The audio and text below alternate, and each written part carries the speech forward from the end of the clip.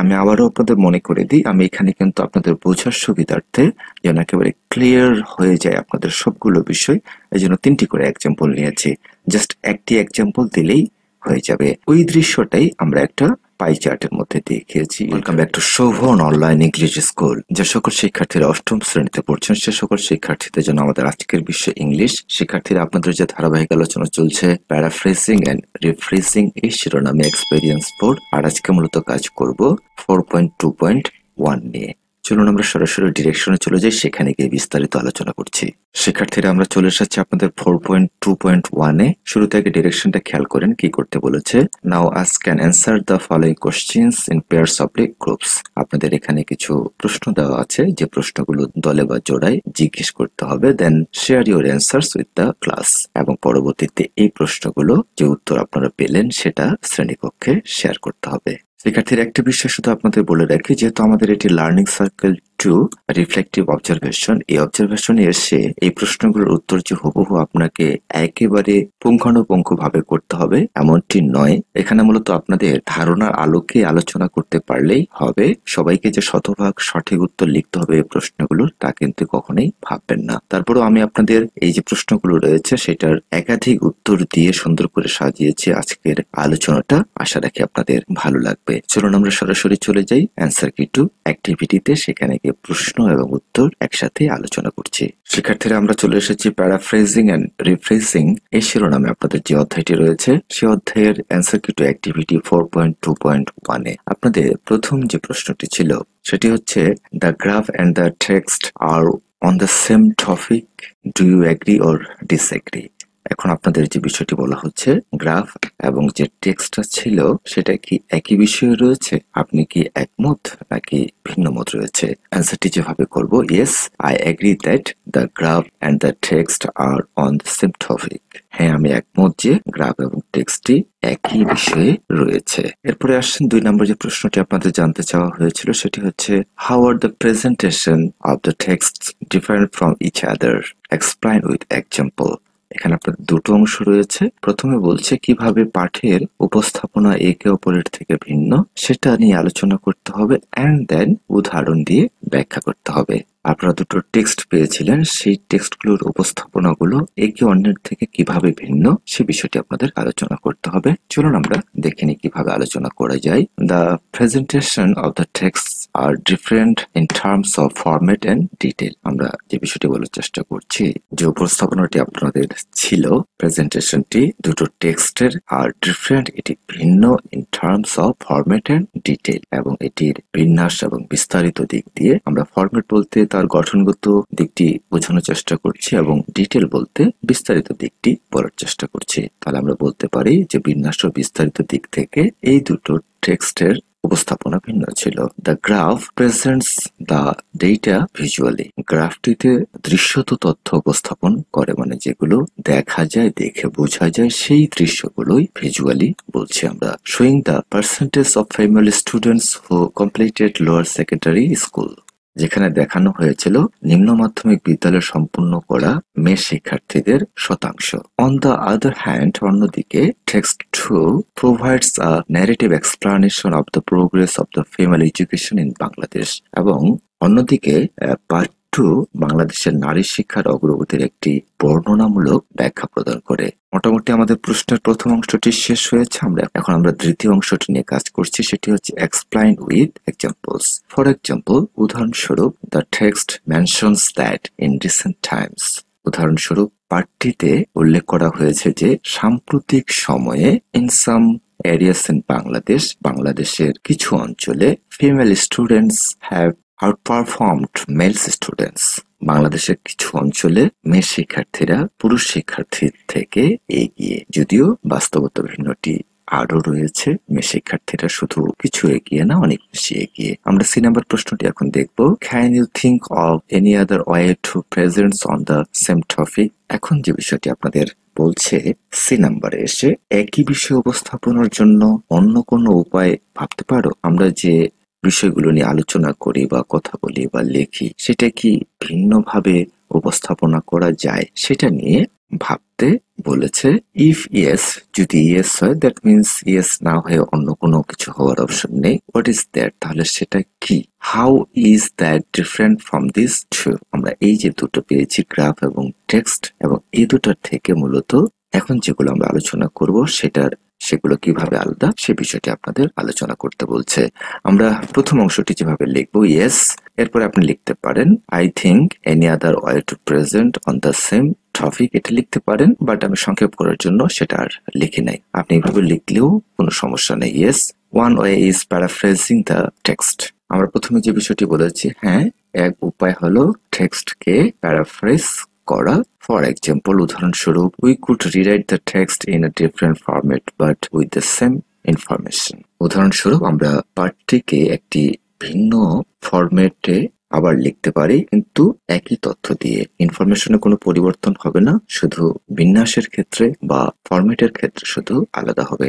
Another way is rephrasing. আরেকটি উপায় হচ্ছে rephrasing, which means expressing the same idea with different words, এবং যার অর্থ হচ্ছে ভিন্ন শব্দ দিয়ে একই ধারণা প্রকাশ করা। These methods would maintain the topic but present it in varied styles.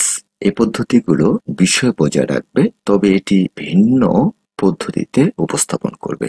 এই যে আপনাদের সর্বশেষে যে অংশটি জানতে চেয়েছিল, how is that different from this two, তাহলে ওই দুটো থেকে কিভাবে এটি আলাদা। ওই দুটো ছিল একটি নেগেটিভ টেক্সট আর আরেকটি হচ্ছে গ্রাফ। ওই দুটো থেকে কিভাবে আলাদা সেজন্য আমরা বলছি this methods paraphrasing and rephrasing would maintain the topic but present it in varied styles. এই পদ্ধতিগুলো বিষয় বজায় রাখবে, তবে এটি বিভিন্ন পদ্ধতিতে উপস্থাপন করবে। এর পরবর্তীতে আসেন ডি নাম্বার প্রশ্নটা নিয়ে আমরা যদি একটু কাজ করি। Have you ever experienced the same topic presented in different ways? এখন প্রথম অংশটি হচ্ছে আপনাদের প্রশ্নের একই বিষয় কিন্তু ভিন্নভাবে উপস্থাপিত এমন বিষয় কি কখনো পেয়েছো? যেটা বলতে চেয়েছে যে বিষয় একটি বিভিন্নভাবে উপস্থাপনা করা হয়, এরকম কোন বিষয়ের সাথে আপনাদের অভিজ্ঞতা আছে কিনা? ইফ ইয়েস, নো হওয়ার কোনো অপশন নেই, ইয়েস হবে। হোয়াট ওয়াজ দ্য টপিক, ওই বিষয়টি কি ছিল, and how were they presented, এবং সেই বিষয়গুলো কিভাবে উপস্থাপিত হয়েছিল। চলুন আমরা এক্ষেত্রে প্রশ্নটির উত্তর আমাদের একটু বড় হবে, খেয়াল করেন যেভাবে লিখবো। Yes, I have experienced the same topic presented in various formats. হ্যাঁ, আমার একই বিষয়ে বিভিন্ন পদ্ধতিতে উপস্থাপনা করার অভিজ্ঞতা আছে। যেহেতু আপনাদের এক্সপেরিয়েন্সড দিয়ে প্রশ্ন করেছে, অতএব এক্সপেরিয়েন্সড দিয়ে আপনার উত্তর লিখবেন। সাসেস যেমন paraphrasing, rephrasing and visual representations like pie charts and graphs. আমরা গ্রাফ এবং পাই চার্টের মধ্যে যে জিনিসগুলো পাই সেটা হচ্ছে ভিজুয়াল রিপ্রেজেন্টেশন, দৃশ্যত উপস্থাপনা। তাহলে আমরা যে বিষয়টি দেখলাম, আমি বিভিন্ন ফরম্যাটে যেমন প্যারাফ্রেজিং, রিফ্রেজিং এবং পাই চার্ট এবং গ্রাফের মতো ভিজুয়াল বা দৃশ্যত উপস্থাপনাগুলিতে উপস্থাপিত একই বিষয় অনুভব করেছি, যে এগুলোর মাধ্যমে একই বিষয় উপস্থাপনা করার অভিজ্ঞতা আমার আছে বা আমি পেয়েছি। One specific topic that comes to mind is the demographic distribution of a population. এখন এখানে আপনাদের যে বিষয়টি বলেছিল, দেখেন ওই টপিকটি আপনাদের কি ছিল সেটা বর্ণনা করতে বলছে, এবং সেটা কিভাবে উপস্থাপনা করা হয়েছিল সেটাও বর্ণনা করতে বলছে। এই জন্য আমরা পরের অংশটি যেভাবে লিখবো, একটি নির্দিষ্ট বিষয় যা মনে আসে তা হলো জনসংখ্যার বন্টন। আমরা একটা টপিক এখানে নিয়েছি, সেটি হচ্ছে ডেমোগ্রাফিক ডিস্ট্রিবিউশন, জনসংখ্যার বন্টন সম্পর্কিত। Hairs how this topic can be presented differently. এখন এই বিষয়টি কিভাবে ভিন্নভাবে উপস্থাপন করা যেতে পারে তা এখানে দেখানো হলো, বা দেখি। এখন শিক্ষার্থীরা আপনাদের আমি 3টা করে এক্সাম্পল দিয়েছি, একটা প্যারাফ্রেজিং, একটা রিফ্রেজিং, আরেকটি হচ্ছে পাই চার্ট। তাহলে 3টির মধ্য থেকে আপনি শুধু একটির উত্তর লিখবেন বা একটি নিয়ে আলোচনা করবেন। সবগুলো বিষয় জেনে রাখতে পারেন, কিন্তু উপস্থাপনা করার ক্ষেত্রে সবগুলো দরকার নেই, অনলি ওয়ান। আপনার এখানে যেহেতু এই প্রশ্নটি বুঝতে পারবেন ওয়াজ ছিল, ওয়াজ হচ্ছে একটার ক্ষেত্রে ব্যবহার করা হয়। যদি একের অধিক জানতে চাইতো আপনাদের কাছে, তাহলে আপনার এখানে ওয়্যার ব্যবহার করতো, কিন্তু উপস্থাপনার ক্ষেত্রে একাধিক হতে পারে, এই জন্য কিন্তু ওয়্যার ব্যবহার করেছে। আশা রাখি শিক্ষার্থীরা এই প্রশ্নগুলো আপনারা যেভাবে শিখেছেন তার থেকে একটু আপনাদের দৃষ্টিভঙ্গিটা আলাদা হবে এবং বাস্তবসম্মত হবে। প্রথমে আমরা নিয়েছি প্যারাফ্রেজিং। অরিজিনাল যে টেক্সট আমরা দেখছি সেটা হচ্ছে the population of the city in composed of 40% adults, 30% children, 20% elderly and 10% young adults। আমরা এই যে তথ্যটি পেলাম এইটা দিয়েই কিন্তু পরবর্তীতে রিফ্রেশিংও দেখাবো এবং পাই চার্টও আমরা দেখাবো। এটা যদি মূল টেক্সট হয়ে থাকে তাহলে আমরা প্যারাফ্রেজড করার সময় কিভাবে লিখবো খেয়াল করেন। In the city's population, adults makes up 40%, children account for 30%, the elderly constitute 20%, and young adults represent 10%। আমরা যেটা বলতে চেয়েছি শহরের জনসংখ্যার মধ্যে প্রাপ্তবয়স্করা হচ্ছে 40%, শিশুরা 30%, বয়স্করা 20% এবং তরুণ প্রাপ্তবয়স্করা 10% প্রতিনিধিত্ব করে। এইটি ছিল আমাদের প্যারাফ্রেজ টেক্সট। এখন এই তথ্যটাকে যদি আপনি রিফ্রেজিং এ নিয়ে যান তাহলে কিরকম হবে? রিফ্রেজিং এর যদি অরিজিনাল টেক্সটটা এরকম থাকে, a significant portion of the city's residents are adults followed by children, the elderly and a smaller group of young adults। আমরা যে বিষয়টি বলার চেষ্টা করছি যে টেক্সট এরকম হতে পারে, শহরের বাসিন্দাদের একটি উল্লেখযোগ্য অংশ প্রাপ্তবয়স্ক, তারপরে শিশু, বয়স্ক এবং অল্প বয়স্কদের একটি ছোট দল।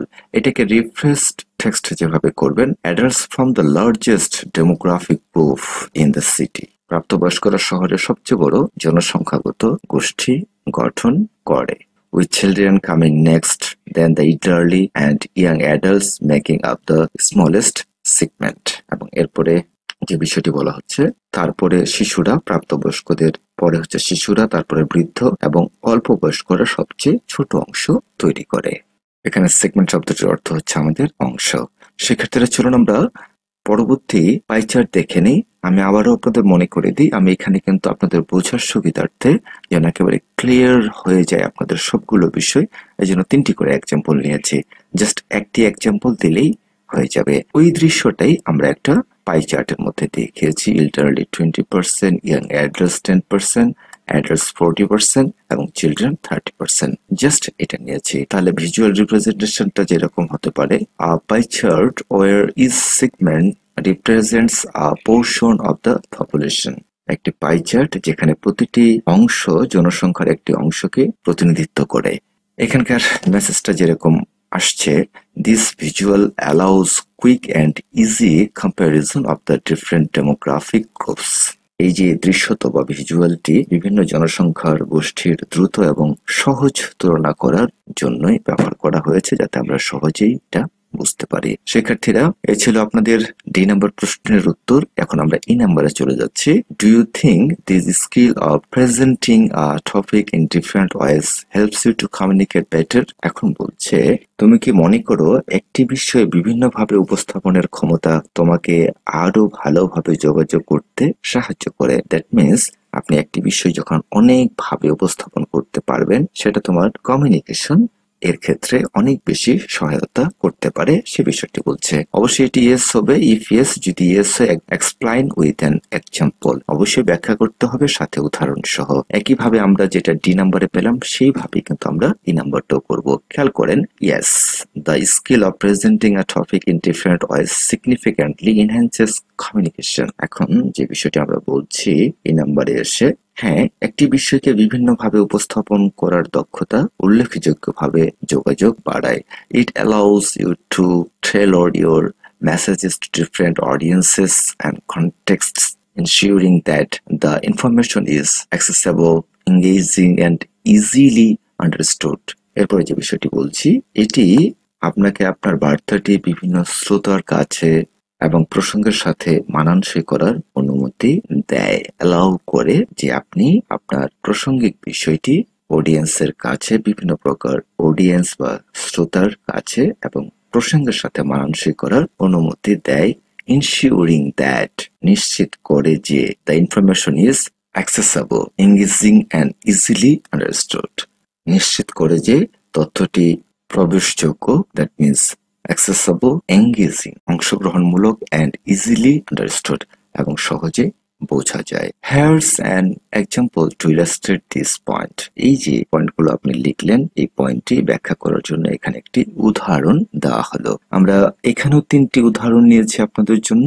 সেখান থেকে একটি বেছে নিয়ে আপনারা কাজ করবেন। আমরা যেটা টপিক নিয়েছি বেনিফিটস অফ রেগুলার এক্সারসাইজ, নিয়মিত ব্যায়ামের উপকারিতা। প্যারাফ্রেজিং হিসাবে যে অরিজিনাল টেক্সটে আমরা দেখাতে পারি সেটি হচ্ছে regular exercise improves overall health, increases energy level and helps maintain a healthy weight। এখন যে বিষয়টি আমরা নিয়েছি মূল টেক্সট হিসেবে, নিয়মিত ব্যায়াম সামগ্রিক স্বাস্থ্যের উন্নতি করে, ইনক্রিজ এনার্জি লেভেল শক্তির মাত্রা বাড়ায়, and helps maintain a healthy wait এবং স্বাস্থ্যকর ওজন বজায় রাখতে সাহায্য করে, যেটা আমাদের জন্য দরকার।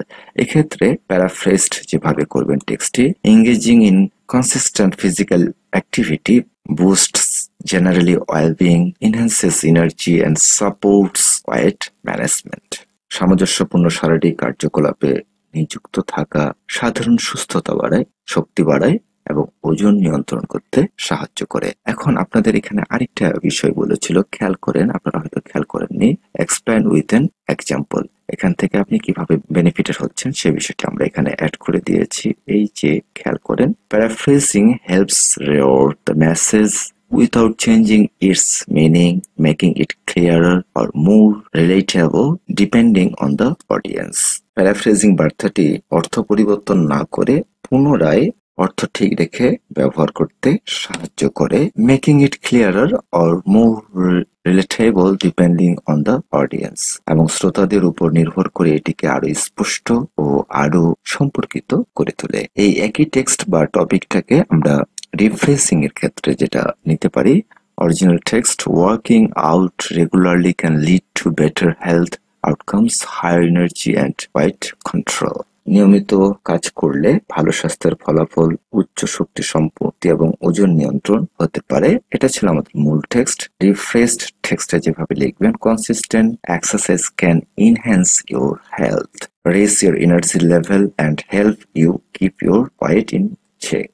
এখন মূল বিষয়টি একই থাকছে, কারণ প্যারাফ্রেজ করেন, রিফ্রেশ করেন আর পাইচার্ট করেন, মূল বিষয়টি একই থাকবে। এই জন্য আমরা বলতে পারি ব্যায়াম আপনার স্বাস্থ্যকে উন্নত করতে পারে, আপনার শক্তির মাত্রা বাড়াতে পারে এবং আপনার ওজন নিয়ন্ত্রণ রাখতে সাহায্য করতে পারে। বেনিফিটটা হচ্ছে refreshing can make the message sound more natural or engaging, which can be more appealing to different readers। এখন আমরা উপকারিতাটা হিসাবে নিতে পারি বা সুবিধাটা হচ্ছে, রিফ্রেশিং বার্তাটিকে আরো স্বাভাবিক ও আকর্ষক করে তুলতে পারে, যা বিভিন্ন পাঠকের কাছে আরো আকর্ষণীয় হতে পারে এবং সেটি অবশ্যই ন্যাচারাল হবে, আবেদনময়ী হবে। এরপরে একই বিষয় আমরা পাই চার্টে যদি দেখি, ভিজুয়াল রিপ্রেজেন্টেশন, যেটাকে আমরা দৃশ্যত উপস্থাপনা বলছি, a pie chart showing the benefits of exercise with segments for health improvement, energy increase and weight maintenance। এবং পাইচার্টের ক্ষেত্রে আমরা মূল টেক্সটটা যেটা দেখছি, স্বাস্থ্যের উন্নতি, শক্তি বৃদ্ধি ও ওজন রক্ষণাবেক্ষণের জন্য অংশ সহ ব্যায়ামের সুবিধাগুলি দেখানো একটি পাই চার্ট। এর মাধ্যমে মূলত আমরা এই জিনিসগুলোকে এভাবে সূক্ষ্মভাবে শো করতে পারি।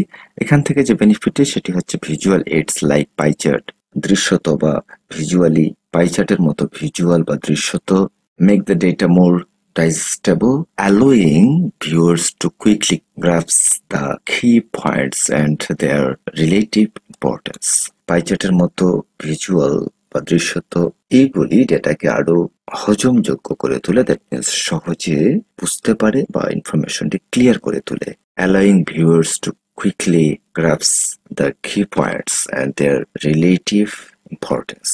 দর্শকদের দ্রুত মূল পয়েন্ট এবং তাদের আপেক্ষিক গুরুত্ব উপলব্ধি করতে দেয়। এই পাই চার্টের মাধ্যমে সহজেই দর্শক বা অডিয়েন্স যারা বা ভিউয়ার যারা রয়েছে তারা খুব সহজে মেইন পয়েন্ট গুলো আইডেন্টিফাই করতে পারে এবং সেখান থেকে একটি ভালো ধারণা নিতে পারে। শিক্ষার্থীরা ঠিক এভাবেই আপনারা আলোচনা করবেন, তাহলে আপনাদের পরিপূর্ণ যে যোগ্যতাটা অর্জন হওয়ার কথা সেটা কিন্তু অবশ্যই হবে। আর যে সকল শিক্ষার্থীরা শুধু এই প্রশ্নগুলোর উত্তর মুখস্থ করেন বা যাদের ঠিক মতো এইভাবে পড়াচ্ছে না ক্লাসে, সে সকল শিক্ষার্থীদের জন্য অবশ্যই এই ক্লাসটি উপকারী হবে। এবং যদি ঠিক এইভাবে আপনি গড়ে উঠতে না পারেন, তাহলে কিন্তু পরবর্তীতে যখন আপনাদের 5 ঘন্টার মূল্যায়ন অনুষ্ঠিত হবে, সেখানে কিন্তু এই বিষয়গুলো খুব ভালো আপনি উপস্থাপনা করতে পারবেন না বা গুছিয়ে সুন্দর করে লিখতে পারবেন না, আলোচনাও করতে পারবেন না। আপনি নিজেও যদি নিজেকে অ্যানালাইসিস করেন, আপনি যে জিনিসটি বুঝেন সে বিষয়টি কিন্তু সুন্দর করে উপস্থাপনা করতে পারেন এবং মানুষের কাছে তা অনেক সহজবোধ্য হয়। আর যদি আপনি নিজেই বিষয়টি ক্লিয়ার না হন, সেক্ষেত্রে কিন্তু ওই বিষয়টির উপর আলোচনা করলে সেটা কখনো এফেক্টিভ হয় না। শিক্ষার্থীরা, আমাদের আজকের আলোচনাটা অনেক বড় ছিল। আশা রাখি আপনারা ক্লিয়ার হয়েছেন। আমার মূল উদ্দেশ্যটি ছিল আপনাদেরকে খুব সহজ করে এই বিষয়টি তুলে ধরা, আর এই কারণে কিছু প্রশ্নের উত্তর বড় হয়েছে যা আপনারা সহজে বুঝতে পারবেন যদি ভিডিও টেনে টেনে না দেখেন। Thank you for watching this video. If the video is helpful for you, you must subscribe Shobhan Online English School and press the bell icon to get more updates. Allah Hafiz.